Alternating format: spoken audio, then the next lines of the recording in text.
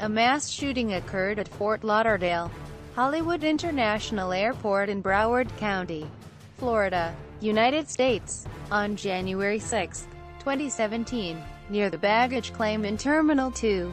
5 people were killed while 6 others were injured in the shooting. About 36 people sustained injuries in the ensuing panic. A suspect, Esteban Santiago-Ruiz, was taken into custody after surrendering to responding police officers. Attack.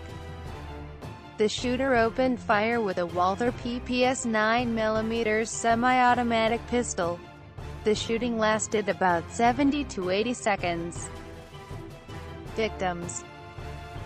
5 people died in the attack, all of whom were passing through Fort Lauderdale to begin cruises with their spouses. Aftermath. The Federal Aviation Administration issued a ground stop notice, closing the airport to all but emergency flights. President Barack Obama was briefed about the shooting by Assistant to the President for Homeland Security and Counterterrorism Lisa Monaco. The then-President-elect Donald Trump tweeted that he was monitoring the situation and that he had spoken with Florida Governor Rick Scott regarding the shooting. Suspect.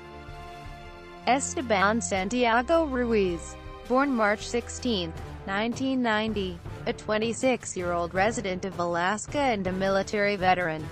Santiago flew from Ted Stevens Anchorage International Airport in Anchorage on a Delta flight, connecting through Minneapolis, St. Paul International Airport. Investigators say that he checked a declared 9mm pistol in his baggage before retrieving it in Fort Lauderdale and loading the gun in an airport bathroom just before the attack. Santiago was born in New Jersey in 1990 and moved to Puerto Rico 2 years later. The Puerto Rico police opened an investigation into his errant behavior and confiscated his firearms in March 2012. They were, however, returned in May 2014. While in Alaska, Santiago worked as a security guard for a private company. Santiago visited the FBI field office in Anchorage in November 2016 and reported that the U.S. government was controlling his mind, was making him watch videos by the Islamic State of Iraq and the Levant. Investigation. Santiago was identified by multiple law agencies as the only suspect. The suspect made a flight reservation to New York City for December 31, 2016, which officials told ABC News might have been his preferred destination.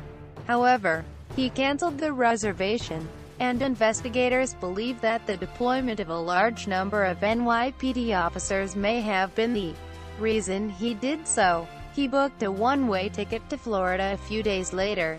Counterterrorism officials in New York meanwhile investigated his plan to visit the city and whether he planned to stay or transfer to another flight.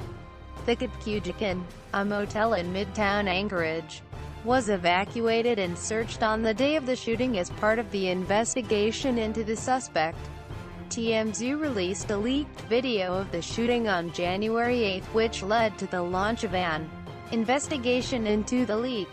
Investigators stated that during initial interviews, the suspect said that he had been under government mind control and hearing voices, and that he had been participating in jihadi chat rooms online before the attack.